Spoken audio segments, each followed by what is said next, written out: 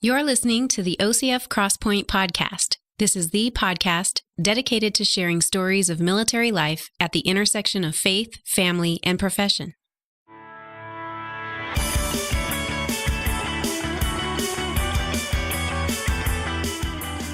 Hi, everyone. Welcome to episode 16 of OCF Crosspoint.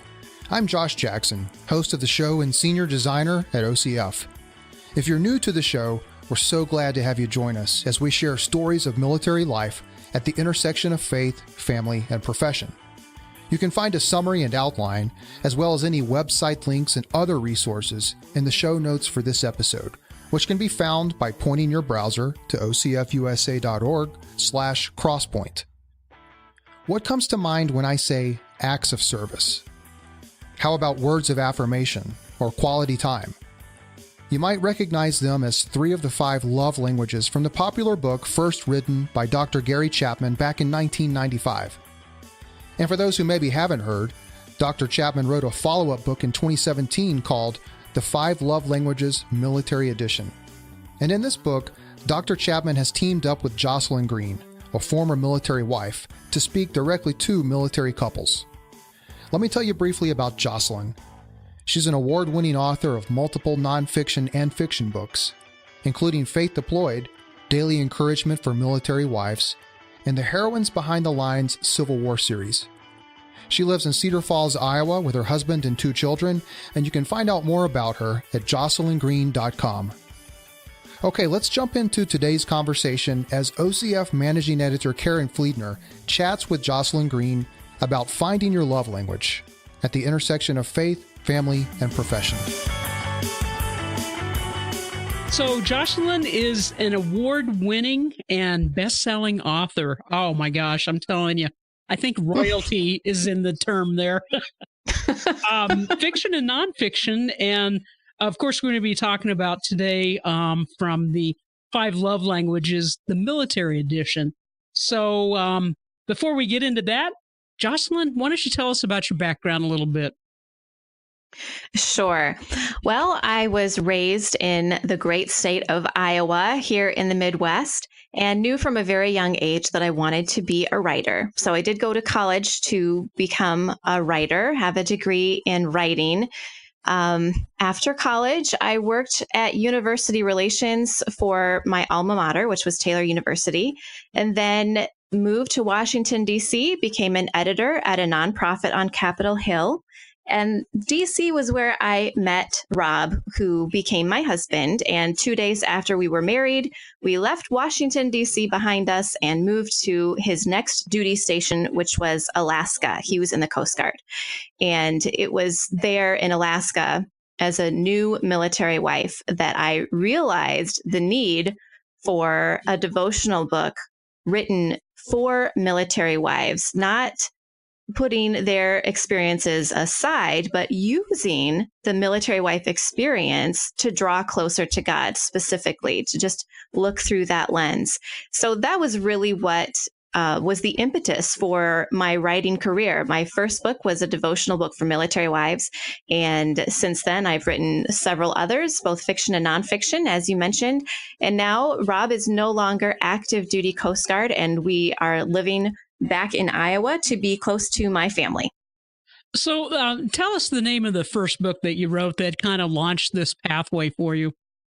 It's Faith Deployed, Daily Encouragement for Military Wives. That came out from Moody Publishers in 2008. And along that lines, what kind of feedback did you receive?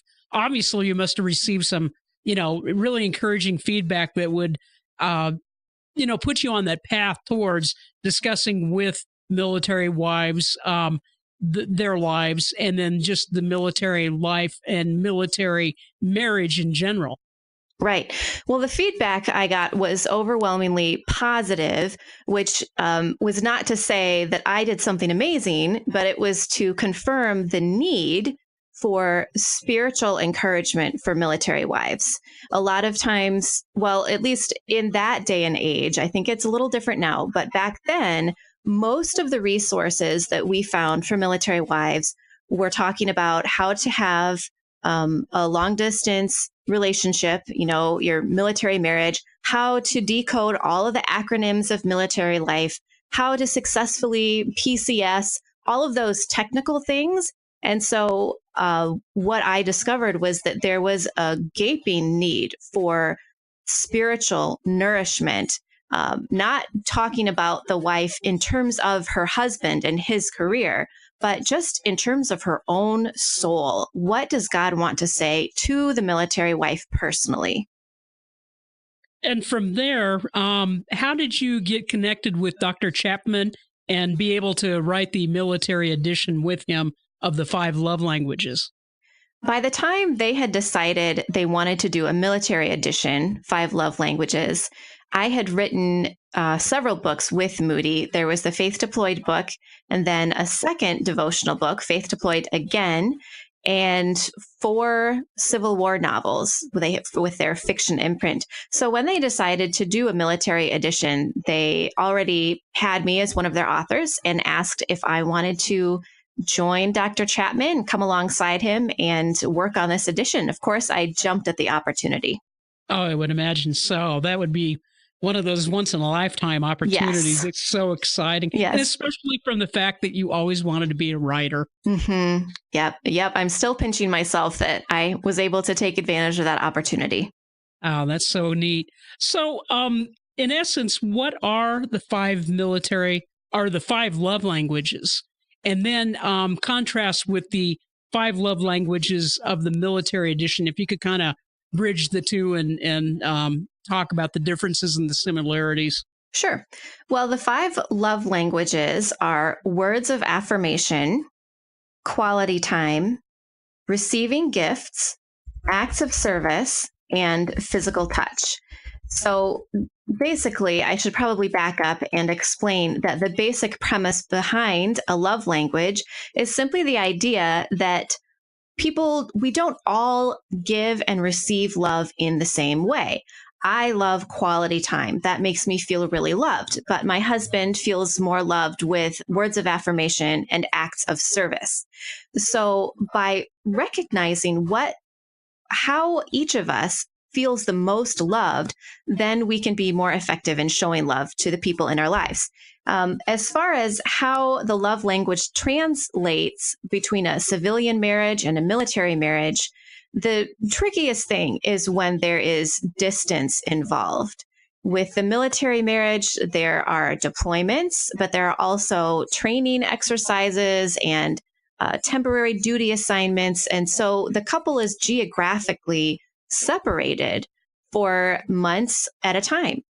So in the 5 love languages military edition, what we've done is at the end of each chapter on each love language, we've included a section called Decoding Deployments, where we give 10 or 12 suggestions on how do you express love to your spouse when you're separated and the love language is quality time. So we talk about all these tough questions in the book. And so being that we live in a society, I mean, not only just the secular society with the divorce rate being so high, but also within the Christian church. So speak into a little bit why it is so important for a couple to understand the love language of their spouse, how that's so important in their communication aspects of their marriage. But maybe starting from the beginning, how does one even go about finding out what their love language is? Great question. Well, the easiest way would be to either get the book. There's a quiz in the back of it, or you can go online to 5lovelanguages.com. That's the numeral 5 lovelanguages.com. And you'll see at the top, there's a place where you can take a free quiz and you can then figure out what your own love language is and convince your spouse or significant other to take the quiz. Now, if they don't have any interest in taking an online quiz, and I know that happens, we pay attention to what our spouse might be complaining about, because that's often a key to knowing what makes them feel loved. For instance, if someone says, "You never hold my hand anymore when we're out in public," that person's love language could be physical touch. If the complaint is something like, You never remember to take the trash out. You never help me out around the house. So look, I've got these kids to take care of and you're not helping at all. Maybe acts of service is the love language that spouse is really asking for. So if we pay attention, especially if those complaints are kind of consistent, whether they fall into the category of quality time or acts of service or words of affirmation, these are all little clues that we can begin to piece together how our spouse really does feel loved. It's very important to figure this out because with my husband, when we were first married in Alaska, I didn't know that his love language was acts of service. He didn't know that mine was quality time. And so when he would come home from being underway, he would be at sea for a few weeks or months at a time. He'd come home and want to go hang out with the friends that he'd left behind. And of course, he wanted me to be included. But because my love language is quality time, I wanted time alone with him first. Now, we did not know about the 5 love languages yet, so I didn't know how to articulate this need that I had. So I'm sure I did a really bad job of it, and he felt kind of suffocated by it, and he felt that I was just trying to monopolize his time. But we figured these things out now. So life has plenty of challenges on its own, and knowing how to interact with your spouse to make them feel loved, to express the love that you feel for them is just going to make it so much easier to cope with those challenges. That's a good point there. Just being able to speak the language of one another and just understanding where they're coming from. I often think of, sometimes when people complain of things, they'll say, well, do this or whatever.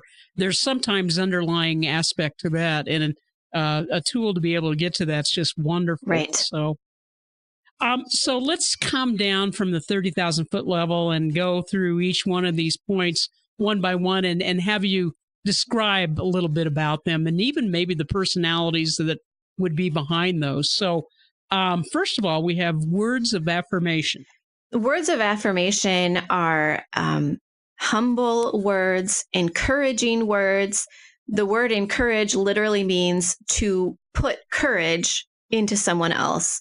So these love languages are fairly universal. None of them are gender specific, but if you're speaking encouraging words, that would be something like, yes, you should go for that promotion, or you should try out for that role that you want to have.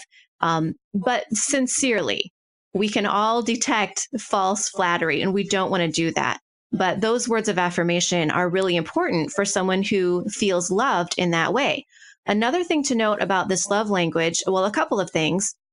First of all, someone whose love language is words of affirmation, I have learned this because I'm married to one of them. If you have a piece of constructive criticism to give them, it goes across so much better if you couch it in praise, sincere praise. For instance, I recognize that you're working really hard on these things over here. I know that your time is really limited, but if you could do this for me, it would make things so much easier. Or if you could do it this way next time. So just your approach to offering constructive criticism should be tempered by sincere words of praise. The other great thing about words of affirmation is that this love language is very easy to translate across the miles, whether you're deployed or just away for a temporary duty assignment. You can put these words in a letter, in a text, in an email. You can do it through a Skype call or Google Hangouts, anything like that. And then when the couple is reunited again, you can continue using these words of affirmation. We have heard from some couples who found that they grew extremely close during the deployment because they were using these written words more often than they ever had before. What they found was that once they were reunited and living under the same roof, they thought there was no need to write letters to each other. Naturally, you can see each other face to face, so why would you do that? Well, Dr. Chapman advised them to continue writing little notes to each other, whether it was just on a Post-it note or a card or an encouraging email during the day. So that's something that they learned to carry through, even though distance did not separate them. So along that lines of distance separating, I just thought that was really interesting. How do you do quality time? That is a tough one. And that's something that I tried to do since that was mine. And I was a new bride, eager to spend time with my husband. This really depends on the couple, how you can navigate this. We do have lots of ideas in the book, but something that I found that may not be true of all couples, but I found that when I was trying to have quality time with Rob on the phone, those rare occasions when he could actually call ship to shore, he was extremely distracted and the quality of the phone call was terrible. And there was a delay. So it was very awkward. So what I was hoping for as a quality time conversation was just completely disappointing. And so we decided not to do phone calls anymore. We spent our quality time by writing letters to each other. I felt like I was spending time with him when I would send him an email. He felt like he was spending quality time when he was reading the emails and sending emails back to me as he could. Something to keep in mind when there is such a distance is to have realistic expectations, which is so much easier said than done. But I remember my first married birthday, he was gone. I was in a new place in a small town in Alaska after having just been working on Capitol Hill. And I just wanted him to remember it was my birthday and send me an email. I just really wanted that. And I didn't hear from him. Well, I got an email from him the next day that he had written on my birthday, but they did not have internet, at all times in the Bering Sea.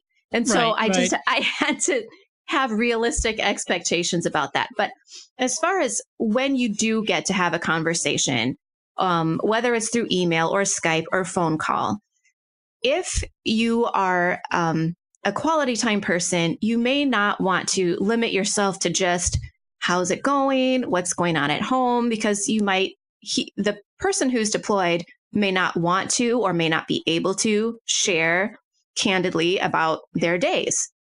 And the home front spouse may possibly be filling up the time with which appliance has broken down and how the kids are doing in school. So something that you can do is choose a book that you can both read, that you would both enjoy. And then you can talk about the book, like the book as a third party, a neutral party, so that you're talking about ideas and things that have nothing to do with the day-to-day, because we all know the day-to-day can be very mundane and routine. So if you have something else to talk about, that's really fun. And you might also spend that time talking about what kind of a vacation do you want to have as a family once you're together again. So then you're still not talking about the mundane, but you're planning together, and you have a shared anticipation of when you can spend in-person quality time together. So let's continue on with the deployment and the long distance things. What about physical touch? That is another hard one. Dr. Chapman often says you don't have to have physical touch in order to express the idea of it. So in an email or a phone call, you can say, if I were with you, I would give you a shoulder massage to ease some of your tension away, things like that. So it's a suggestion of it. I know a wife who traced the outside of her hand on a piece of paper and mailed it. So there was a physical copy to her husband. And he said, this might not be meaningful for everyone, but it was for him. He said that when he placed his hand on her handprint, he felt like he was holding her hand, and that was meaningful. And he would fold it up and put it inside his uniform and carry it around with him. It might be, like they used to do back in the old days in the Civil War times, cut a lock of hair and tie it with a ribbon and put it in an envelope.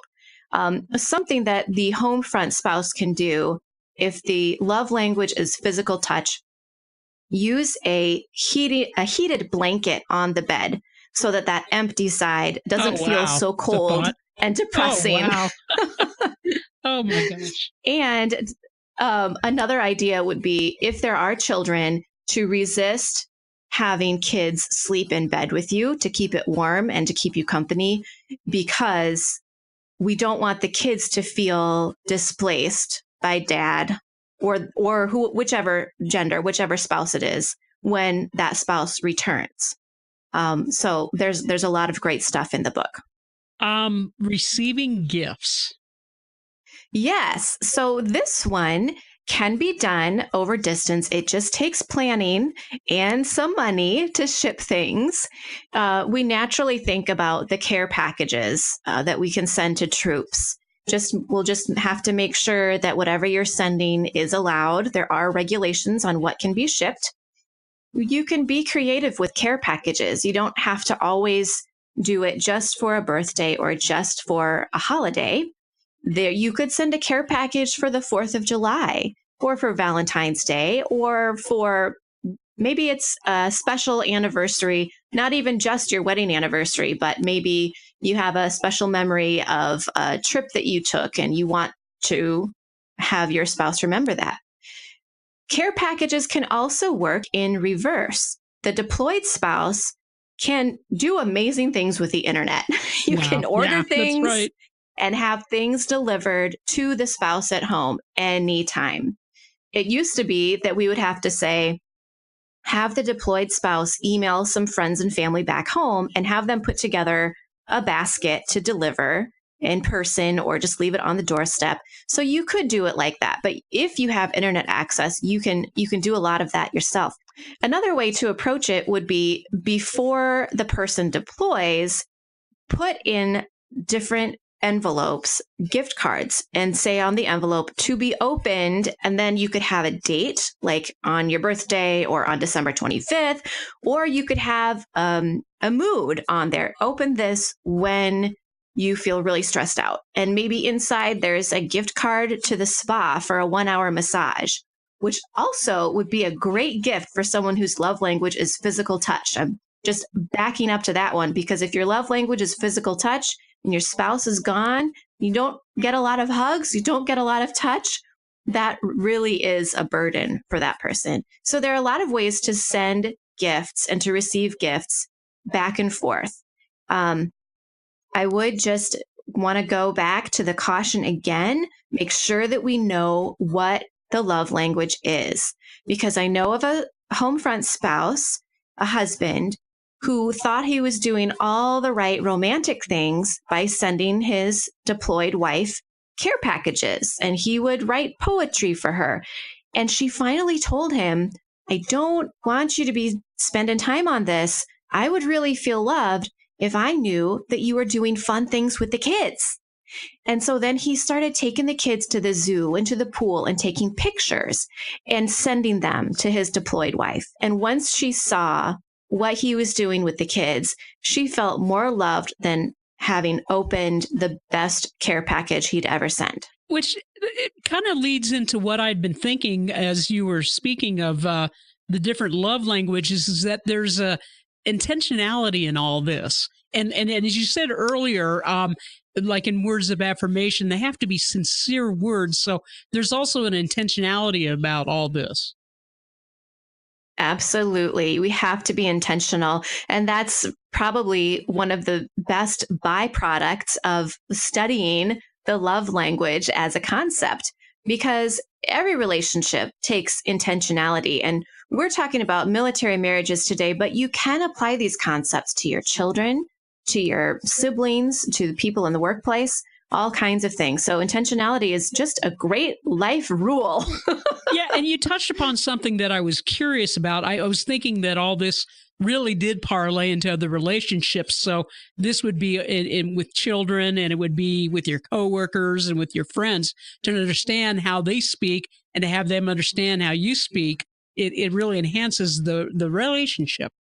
It definitely does. And I know there is a different book called 5 Languages of Appreciation for the Workplace.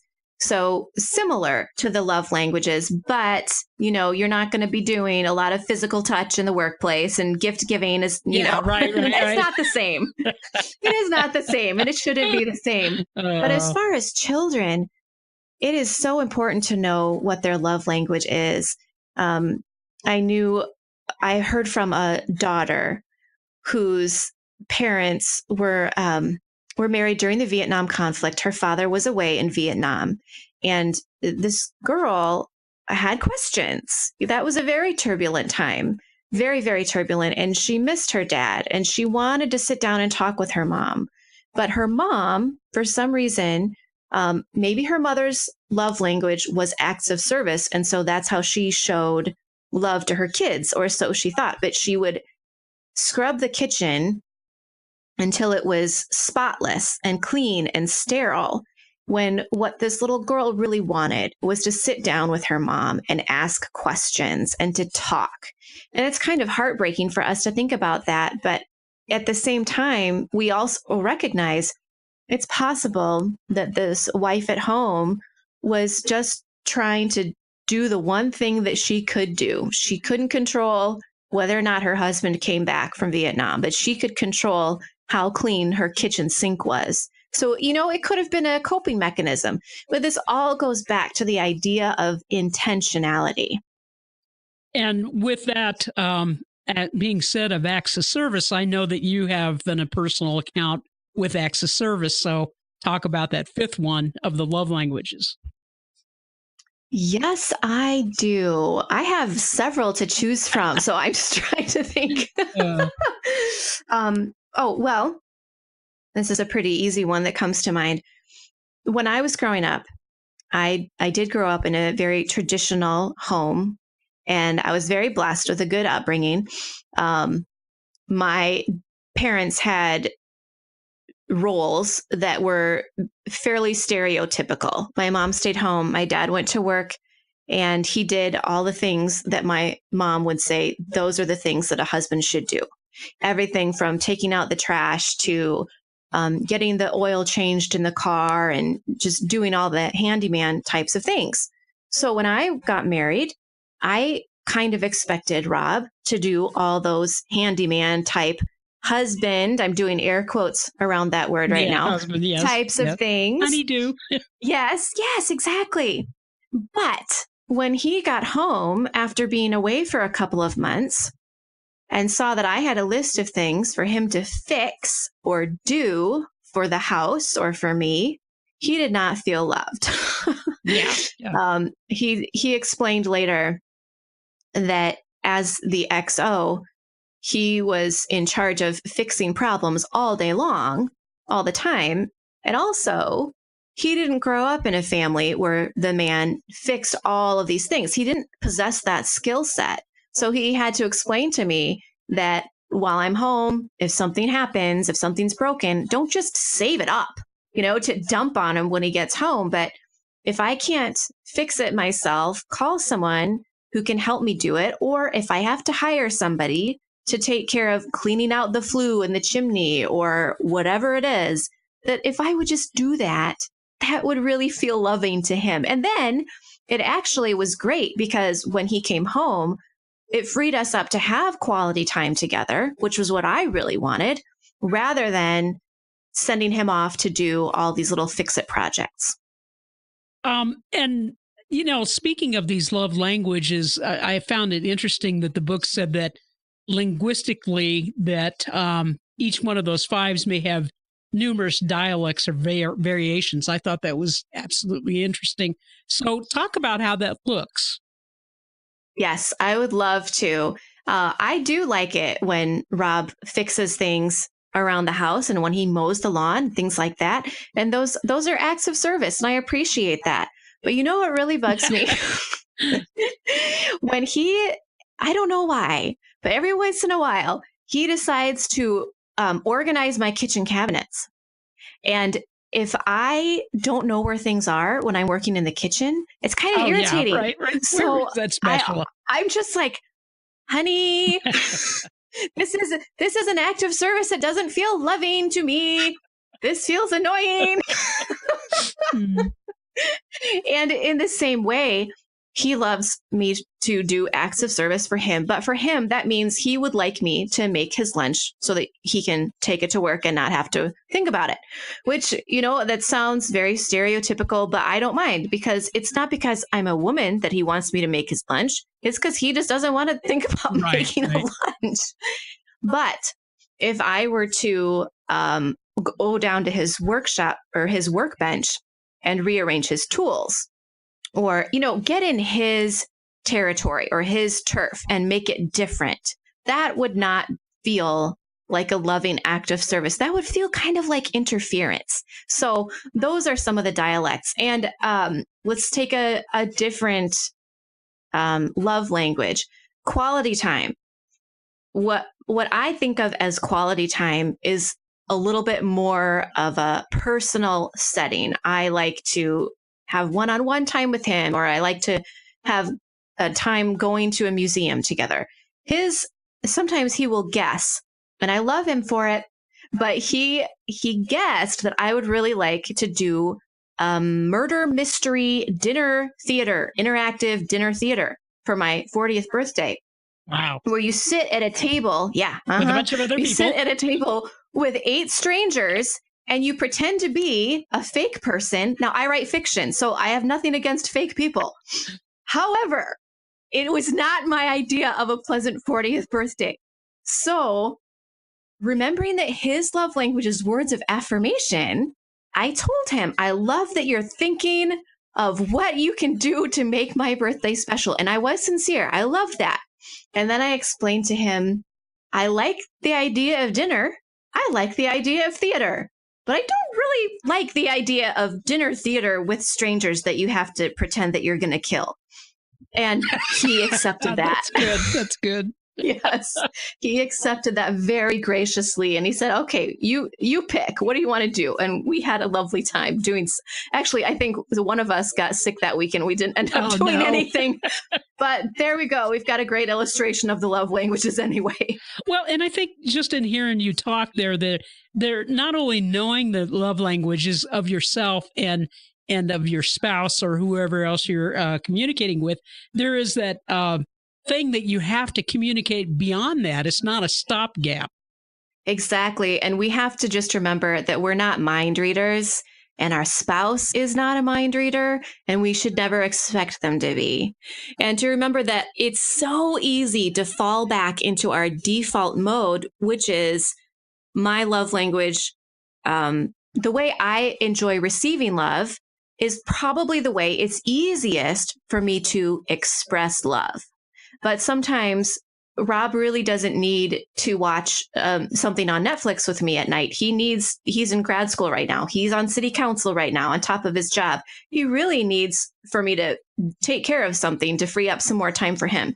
So we just have to be reminding ourselves, okay, this is what I would feel good for me, but what is going to feel loving for my spouse right now? So then that kind of leads into my next question here of what are some of the pitfalls of being off track in communicating and receiving communication from others, and how can this be abused, and how do you avoid that? Well, I think anytime we think consistently of our own selves and our own desires, we have gotten off track. We've all heard this formula that marriage is a 50-50 equation, yes. Right? I do not believe that at all. I think that anytime you expect any relationship to be fair, you're going to be disappointed. In my mind, we have to be thinking about where the other person is coming from most of the time, if not always. And of course, we have our own needs, and we don't have to sacrifice our own love language. But the spouse is going to be a lot more receptive to what we would like to experience if they are feeling loved. If you have 2 people who are not speaking the same language, it's going to take one of them to make the translation. So if someone is really frustrated because she doesn't get gifts anymore, and her spouse is really frustrated because he's not getting words of affirmation, neither one of them are naturally going to want to bridge that gap, because if they're feeling unloved, it's very hard to act in loving ways. But the truth is, one of them, it's going to have to start with one person who has to say to themselves, okay, something's not working here. What do I need to do in order for my spouse to be reassured of my love and commitment for him or her? If we're just waiting to be loved in the ways that we want to be loved, that's not an effective method of resolving conflict of any kind. Which gets back to the intentionality. So I remember one of our field staff writing that in a Command Magazine article about, he thought that was the key to deployments, is that there had to be intentionality in relationships and knowing where you're coming from, knowing what your spouse is communicating, and to really continue working at it. Absolutely. And that intentionality should begin before deployment. If at all possible, we should be working on those love languages and those skills before there's a separation, definitely during. And then just remember that the redeployment, the reintegration period is fraught with its own challenges.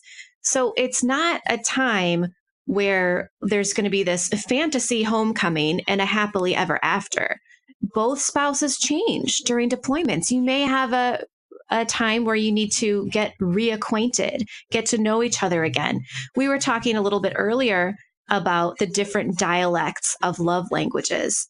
Another example of that for quality time, I have a good friend whose husband came home and he has PTSD. He is managing it. He is much better than he once was, but spending quality time together looks different for them now. They used to go out for dates on a weekend evening, and now it's just too crowded for him. He's not comfortable. He's got to be looking at all the exits. The loud noises are triggering responses in him that he does not like.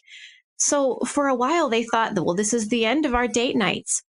And it kind of was. But what they're doing instead is having date days where they will go out for lunch in the middle of the week, or maybe even go not during a mealtime if that's a problem. Go at 2 or 3 in the afternoon when the restaurants are really empty. The important thing is not to do things the way we've always done them. The important thing is to express love to each other in ways that we can receive it. Well, and you've talked briefly already about what would my next question be. Was in one chapter, it says, what happens to love in a military language? And you already spoke about being intentional and having a game plan before a deployment occurs. So talk about that process of helping couples and families with deployments, PCSing, reintegrations, and so on. Right. Well, military marriage is its own thing, isn't it? Those challenges that you've mentioned are things that civilians don't have to deal with.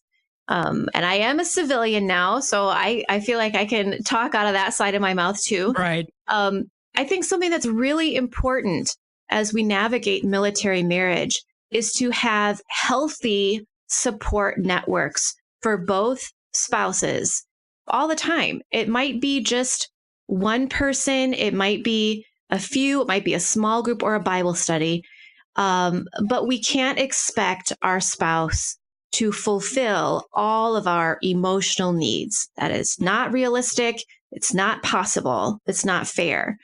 If a home front spouse is in a kind of a support group during deployment, you don't have to stop going when the deployed spouse returns. You can keep going. Just make sure, please make sure that the people that you are turning to for support are trusted people. If you're a woman, do not share problems in your marriage with another man unless it's a pastor or a counselor. Just be very careful that you're not going to form an emotional attachment to a man who's not your husband. And the same goes for vice versa. So having that support in place is really important. A lot of times the deployed spouse will come home and will not want to talk about what he or she has experienced to the home front spouse for plenty of reasons, valid reasons. But if that returning spouse can have a support network of other veterans that he or she can talk to, that is going to be a release valve that in turn will help facilitate the marriage at home as well. It sounds kind of counterintuitive, but I think that we all need that support. And just pay attention to the relationships in your lives, whether it's in your Facebook newsfeed. If it's toxic, if it's just a bunch of people complaining and pointing out all the negative things, and if you notice that beginning to affect your attitude, it's time to step away from social media for a while. I think the intentionality is something that just goes through before, during, after deployments. And as we know, it's a cycle. There are multiple deployments. So it's something to keep in mind throughout the entire process. Speaking to reintegration in particular, because I often hear from our members about when they return from deployment. I mean, you see the pictures on TV all the time of the returning spouse, family, the wife, her husband coming home, and everybody's glad to see him. And especially like when it's in a school setting, and those always get you emotional. Oh, my word. Talk a little, you would know it. Mm-hmm. Talk a little bit about that, especially for someone that maybe is newly married. This is their first deployment. What's going to happen with that reintegration animal, and how do we deal with it? Well, that is a really good question. You're right. We see those reunions and I can't even take them anymore. They're just like, I just turn into a blithering mess. It's so emotional. But we don't see what's happening the next day or the next week after the return or the next month. There's a lot to keep in mind. First of all, there will be a lot of hopes and people will be making bids for the returning spouse's time. Friends, parents, in-laws. So it's not just the spouse. You're going to have to work out how are we going to handle the first, however long you want to anticipate this, the first week. Is that going to be just for our family and then, or do we want to have everybody come over? Really talk through that before it happens. Different people have different desires for who they want to spend that time with. Something that a returning spouse told me was that he came home to his beautiful wife and 3 young children, loved them very much, but he confessed that he was not used to them all wanting to be around him so much of the time. When he was deployed, he was used to doing his thing and being fairly independent. And then now that he's home, it really took a lot of adjustment for him to get used to being in this home environment with these 3 small children and his wife. And he felt suffocated by it, but he did not want to say that because he felt like such a jerk. So that just really tells me that we need to have a healthy respect for the transition period. Grace, grace, grace, patience, patience, and communicate about what do you expect is going to happen? What do we need to happen? How can we communicate this to the in-laws? We talked a little bit earlier in the podcast about the importance of still doing the love languages, even though you're in the same house. So if it's words of affirmation, you're still writing to each other. Now, if it's quality time or physical touch even, you may have to ease back into a comfortable level of both of those too. So communication is key. Also recognize that if a spouse is coming home from a combat situation, whether or not they have clinically diagnosed PTSD, they may still be somewhat emotionally detached. That is a very normal coping mechanism. And if they're emotionally detached, the temptation would be to think, I don't feel love towards my spouse anymore. I guess the marriage is over. No. That's not true.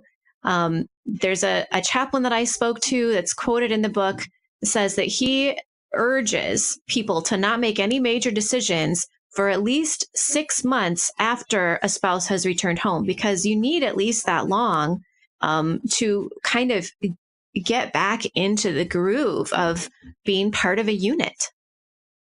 Wow. That's gets back to what they always say about any major life event, even up to a year before, you can make any major decisions for things. Right. Yeah.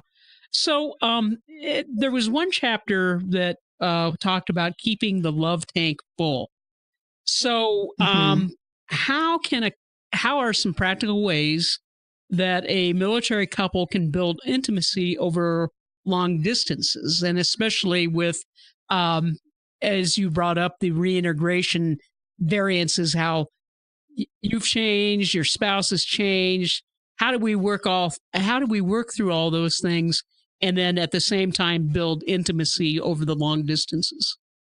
I think it goes back to understanding what the love language is, and asking questions, because there might have been some changes during the deployment.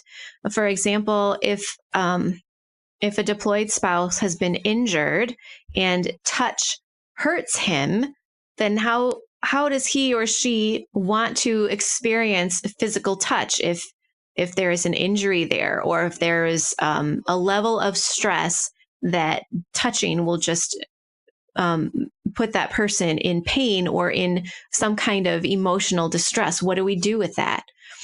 I would say, don't be afraid to seek counseling. Don't be afraid to join veterans groups and talk with others who have experienced some of this as well.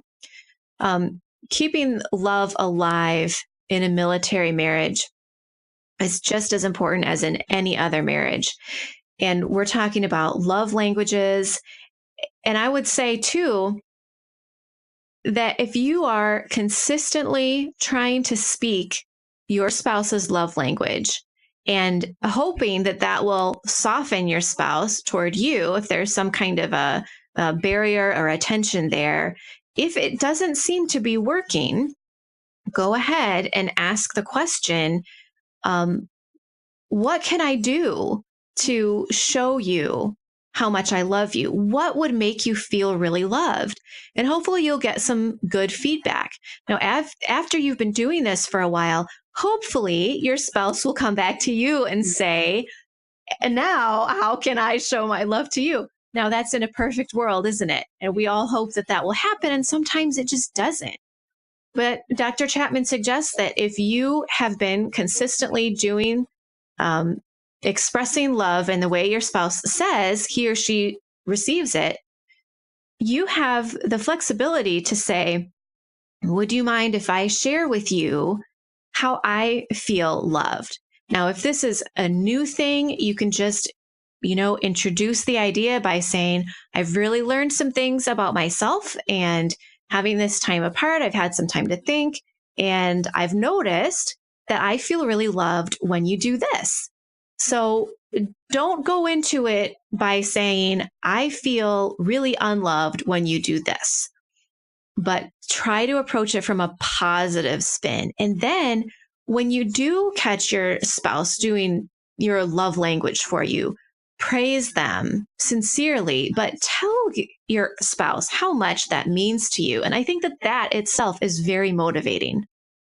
Yeah, so I was looking at the 5 Love Languages website, the military edition, and I was really impressed with the resources. It looks like there's a free download of the 5 Love Languages military edition in case somebody wants to check it out. There's a study guide, resource for veterans and spouses, primarily zeroing in on combat trauma, and love languages for military children. It all sounds good.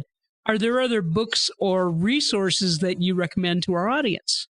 I think most of my recommended resources are in that list, in the downloadable list, for people who have combat trauma in their lives. But I would also say, just because it's so important for both spouses to keep up their spiritual walk. I'll just say that there are the resources: Faith Deployed, Daily Encouragement for Military Wives.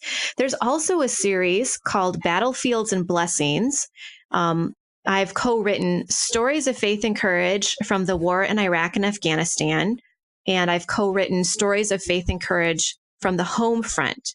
These books are collections of 365 devotions in each book, which are stories from people who have experienced, like for the war in Iraq and Afghanistan, we interviewed soldiers, veterans, chaplains, contractors who were over there, their family members. So there's quite a variety, but we tie their stories into what God wants us to learn from this. So there's a Bible verse and a prayer.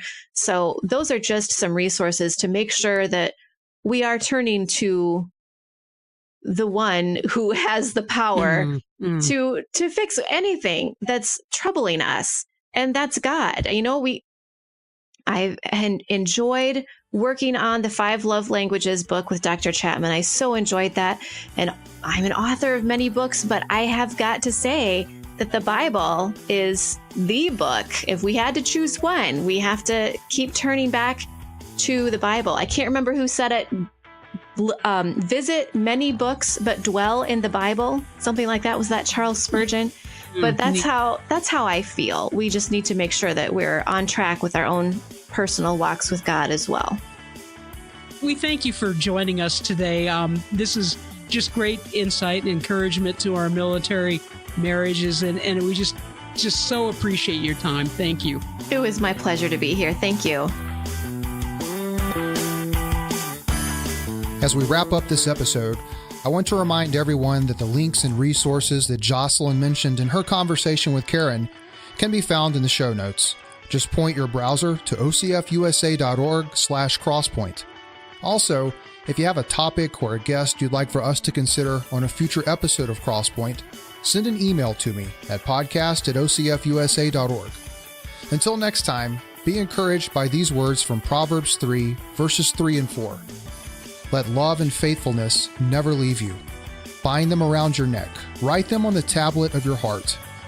Then you will win favor and a good name in the sight of God and man. Amen. The views expressed by the hosts and guests of Crosspoint do not necessarily reflect the official policy or position of Officers Christian Fellowship of the United States of America, its governing council, staff, or of the U.S. government, the Department of Defense, or any branch of the U.S. Armed Forces. For more information about Officers Christian Fellowship, go to ocfusa.org.